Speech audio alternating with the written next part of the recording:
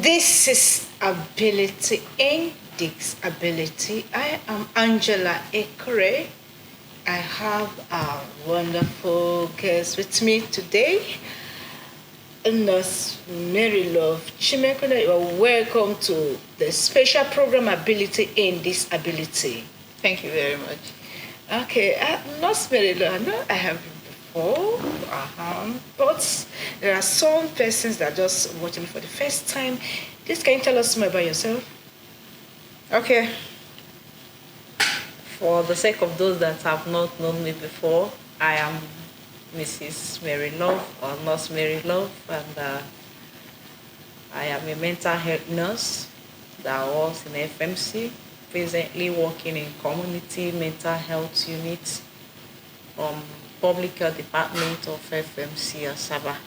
So assuming you're coming to FMC and you say you're looking for Mary Love, just come to Public Health Department, and then when you get there, ask of Community Mental Health Unit.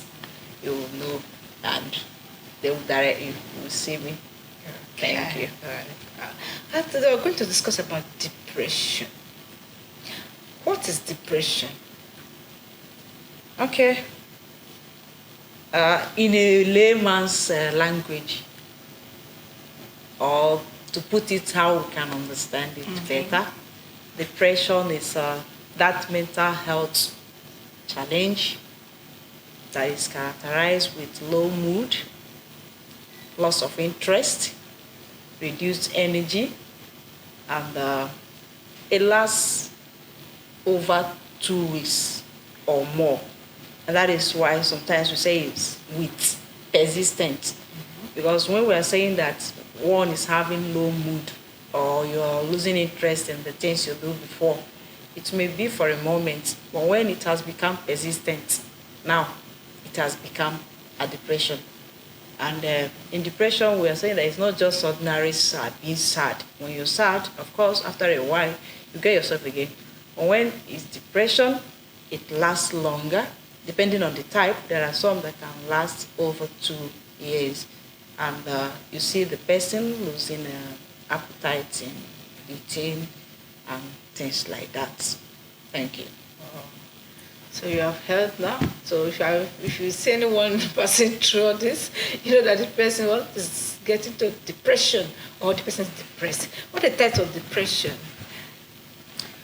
Okay, in terms of types of depression, we have the one we call major depression, which lasts for 2 or more weeks and is characterized with mainly low mood. Someone that you know that this person is outgoing, but now, since over 2-3 weeks now, this person is behaving somehow. Even when you call the person the name you called the person before, the person laughs over it and things like that. That person, nothing arouses the person. He loses interest in things around him. They will have the milder one, but that one is more chronic. It lasts over 2 years. And we have the ones we call puerperal depression. As we have puerperal psychosis, that's how we also have the one we call puerperal depression. We normally see that one in those that give birth newly within the first 28 days. There are some mothers after giving birth, instead of being excited, you see them being depressed. Then we have the one we call seasonal.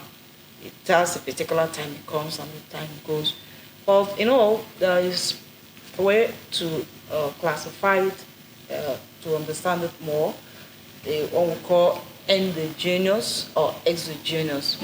In times of endogenous depression, you see that the cause of that depression is as a result of what is happening in the brain, maybe brain chemistry or imbalance neurotransmitters like the dopamine, serotonin, or norepinephrine, or genetic, it runs in family. But in terms of the exogenous type, you see that it is as a result of what is happening around you. Maybe stress, trauma. You see someone that is having a health challenge that have lasted for a long time, or all these terminal ailments like cancer, for instance. or those that have gone amputation. A man or a woman that you love seeing yourself, you jump up and down, you put your shoes and all that, but now, because you're going to be amputated or you're already amputated, you see that the person is feeling bad, and that's the one we call reactive depression. The person is actually reacting, or you are depressed as a result of what is happening around you. It could be loss of job, it could be divorce, it could be bereavement, it could be loss of anything, even loss of position, it could be loss of election. That's why in some of our politicians, I think they need to watch it too, because some persons go to the extent of maybe borrowing money or having that strong ambition. I know I'm going to win, but at the end, yes, you see that the person finally will lose the election, so it will lead to that. So that is the types of depression that we'll have. Yeah. What are the causes and symptoms of depression? Okay, when we talk of causes, from the last two I explained, the endogenous and the exogenous, you see that the endogenous type is actually what you do not have power over, especially when it's genetic. It runs in family, okay? For the exogenous, of course, you know that the lack of job can cause it. You're having a terminal ailments, like we have just mentioned cancer before. We can also talk of those having HIV/AIDS, okay? Even when it is not killing like that again as a result of the drugs being given, but someone receiving the news that I am HIV positive, that depresses an individual, okay? Now we've talked about one losing election, not just losing election. There are some persons that in the society, they are known as the big boys or the big girls, those that have money, or assuming one thing or the other happens to their source of income, and they are no more rich, you see the person getting depressed. So these are small things that can cause it. Then talking about the signs and symptoms, of course, from our definition, you will see that the person will have low mood. The person that is outgoing, like me, Mary Love, if you see me and I don't laugh, you know that there is something wrong. Right. Like you told me this morning, when I get to the studio, you say I told you that I'm somehow stressed. Stress can lead to that. When you see it, you see that this person, then you see another dangerous sign like guilt. Someone feeling guilty over something that happens around you. You say, if not what I did, maybe this person wouldn't have died. If not me, this thing wouldn't have happened. You see somebody blaming himself or herself over something that you actually do not have hand in. Well, even if you have hand in that, but that persistent feeling of guilt, right? Then the issue of hopelessness. You see some persons feeling, I'm worthless, I don't have anything, I don't mean anything. And you see, then we have this sleep disorders.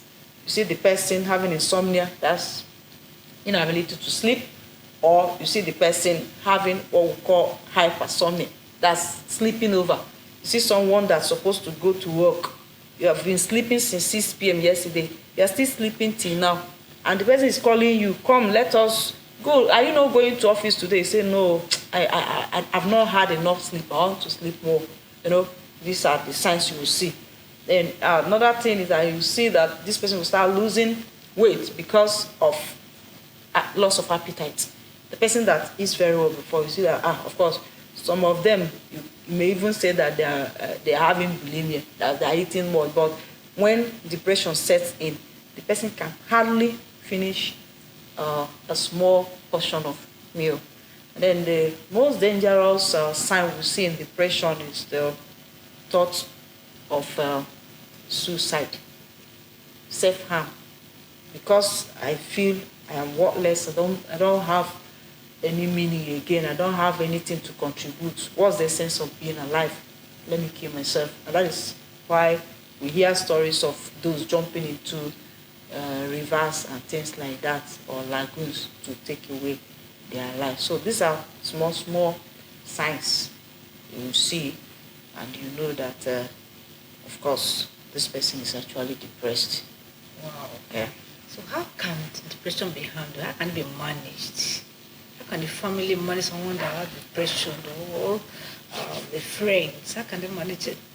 How can they manage those that are depressed? Talking of management of depression, it depends on the cause.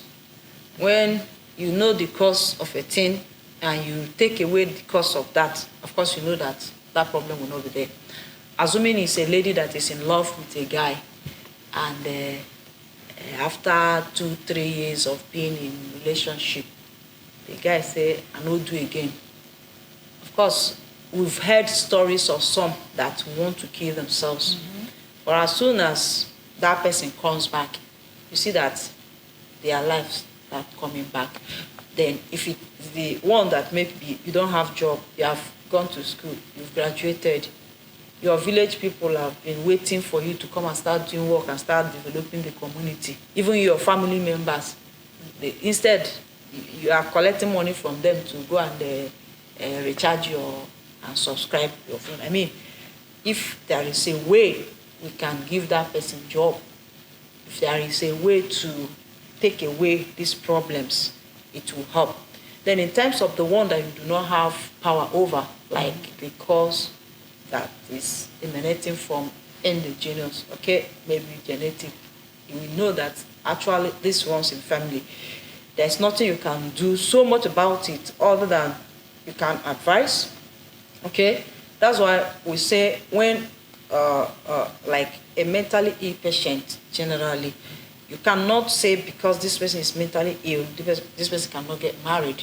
No, but what you do, you have to try, if you have maybe something like schizophrenia in your family, don't go and marry somebody that is from a family that also has schizophrenia, something like that. Okay. So you try to see how you can, yes, maybe this person came from a depressive family, so you dodge that. Then if it is as a result of maybe neurotransmitters, a balance, a brain chemical, so you have to seek for medical attention, all right? Then if it has been diagnosed and maybe you have removed all these stresses, physical stresses, and it's still there, which means you have to go to a counselor or speak to someone that will help you out. Then you can as well go and visit a psychiatrist in the hospital, so you can be placed on antidepressant. I will not mention it, and I will not do it. Of course, if the pharmacists know what they are doing, if you get there that they should sell so, of course they will have to see the prescription before they sell to you or for you. So to take away depression, one, if it is your family member, please help that person out. I've seen a situation whereby someone who was a breadwinner, something happened to him, he became poor. The whole family deserted the person because the person does not bring in anything again. So let's give that person that emotional support. If it's your friend, like we're in Asaba now, assuming maybe that person, his or her family members are not in Asaba, but you are the friend, you know this person, you can actually help this person out in one way or the other. You can introduce the person even to your priest, your pastor, your friends to help out. It is all of us work. Then in terms of the society, of course, our government have a very big role to play. I know that the government will not do everything for all of us, especially at the same time. You have to see those little things that you can be doing to keep yourself busy. Because when you're keeping yourself busy and someone is showing, oh, I care, I'm still here for you, it gives hope to that person that is hopeless. It gives strength to that person that his strength has reduced, that he cannot do anything. Because when we talk of depression, it affects the person's thoughts, the feeling, even the energy output. Assuming it's someone that works from 8 a.m. to 4 p.m., and you're very productive. Remember, when I was here last time, we talked about the components of mental health, where we said that mental health is a state, a well-being of an individual where the person realizes his abilities and you cope with normal stresses of life, you are productive, and you're contributing to the family and society at large. And this person now that's supposed to be productive, you are no more producing what you're supposed to produce. You know that this person needs help. So if there is any way you can help out to see that I can at least engage this person, to make that person to come out of that depression faster. Well, if all these things are there, like I said, and the person is still depressed, please don't hesitate to visit the doctor for prescription of antidepressant, because depression is treatable.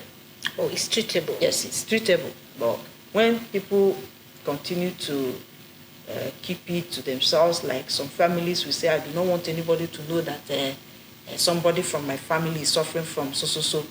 Because of stigma, so many persons are losing their lives. So speak out. And if the person refuses to speak up, you that know this person before now, you know how this person has been before now, please, if you notice any change leading to depression, please speak up for the person and call friends to help out. Thank you. Wow. Depression, is it a disability? Yeah, of course, depression is a disability. Yes. Yes. You know, from our explanation initially, we said that depression is a mental disorder that is characterized with low mood, loss of interest, and especially reduced energy that will affect your daily output. Now, when an individual that, let's say, you go to office or you go to your business environment, you make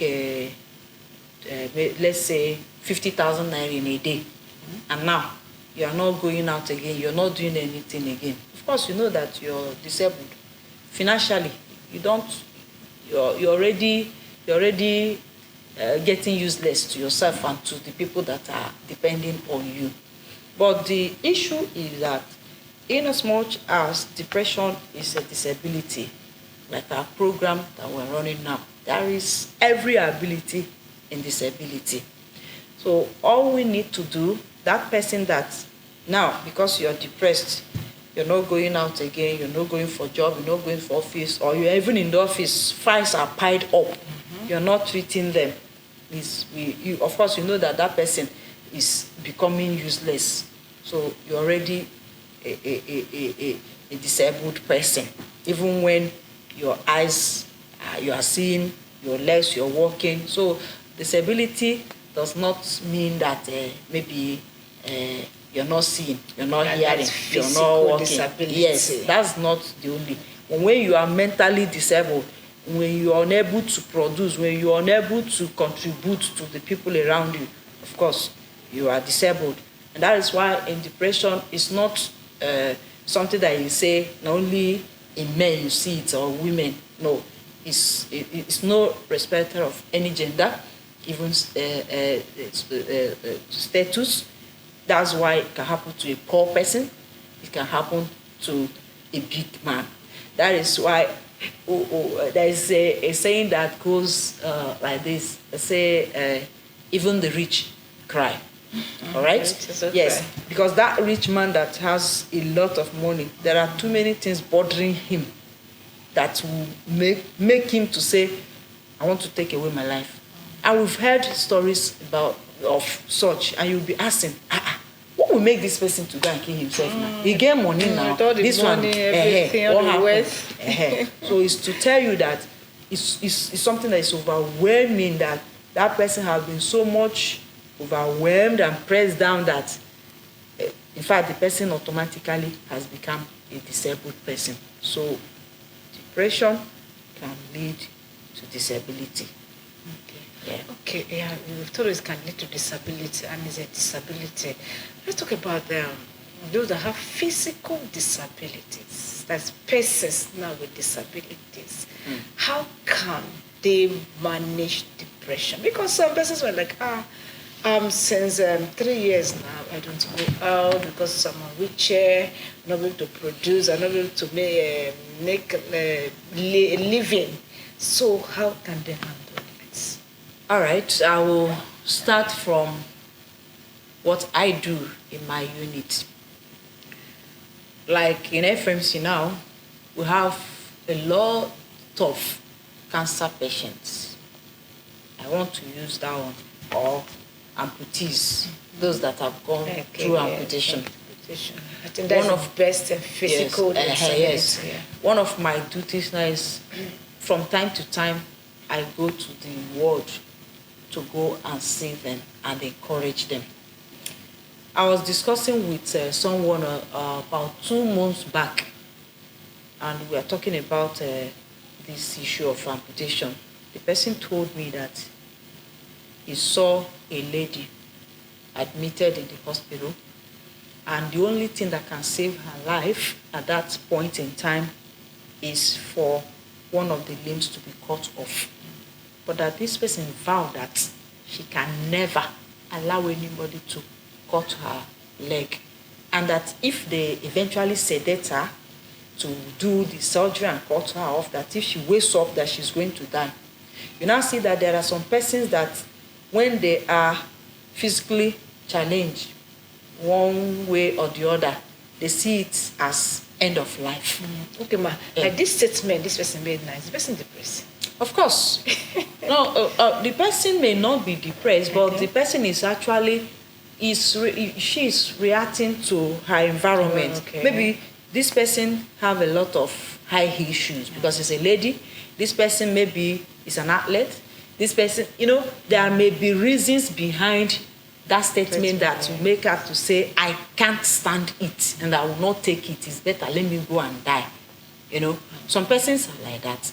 And now we are saying, when you see yourself in that situation, it is not the end of the world. Of course, there are so many, for those that are sports lovers, we see sports that you see some persons on wheelchair. Even football, I've seen it before. There are so many persons that they are disabled, but they still live their life. So what you do is to encourage that person, and if the person is not coping with your own advice, not really advice, even the person hope, you can refer the person to us in FMC or any other counselor that can take care of the person. Or if it has gone beyond the one that maybe ordinary counseling sections can take care of, the person can be placed on antidepressant. But I want to warn us, please. There are some persons, when they say they are feeling down, they now start taking alcohol, start taking drugs. They want to be high. Remember, we said that it's characterized with low mood. The person, I don't want to be like this. I want to go and take something so that I can come up again. Please, anyone that is doing that, you're doing yourself more harm than good. So the taking of alcohol or drug, of course, is not the solution to this problem. So what you do, seek for help. And if you are around this person, please, the public, those that are seeing us right now, if you have such persons, some of them are so helpless that they can't even help themselves. Remember, we have said that it's characterized by either insomnia or hypersomnia. They will sleep over or they will not sleep at all. Please, if you know these persons, help them out. And if we have them in our families, please stop hiding them. Some of us, because of stigma, we don't want anybody to know that we have such things. Please, you're not helping the person, so that the person will not go and kill himself or herself, and you say, had it been I know, I would have said it out. Start saying it out now, and let everybody be involved. The friends, the colleagues, church members, and all that. Let's try and help out. Let's try and help out. Don't neglect them. Ma, the role of the society in preventing depression. To prevent depression, of course, if it is the type that is caused by maybe the one that is related to indigenous, you may likely not do much. Like I said before, But if it's the one that the normal stress of life is affecting, please, if it is to give job, give that person job. If it's to smile for that person, smile for that person. I went for a program last time at the secretariat. I was telling them there are some persons that when they see their organs, they will follow another side because they will be the way they treat them, the way they talk to them as if they are not normal human beings. Even those cleaners in your offices, they are all human beings. Your simple smile, your simple, oh, how are you this morning? Calling that person name, oh, Ejiro, how are you? Not when you see the person, waiting be that your name, self. Even when you know the person's name, you're trying to show that person that the person does not qualify for. So let's give them the little we can to make their problems to be reduced somehow. Wow. Thank you, Nurse Mary Love. Thank you for educating us today. You enlightened us. We know about depression, how to handle depression. Don't leave them alone. Encourage them. If you cannot, just direct them to go to hospital where they can take good care of them. Thank you for coming for this program today. Have a fruitful week. I remain Angela Ikore.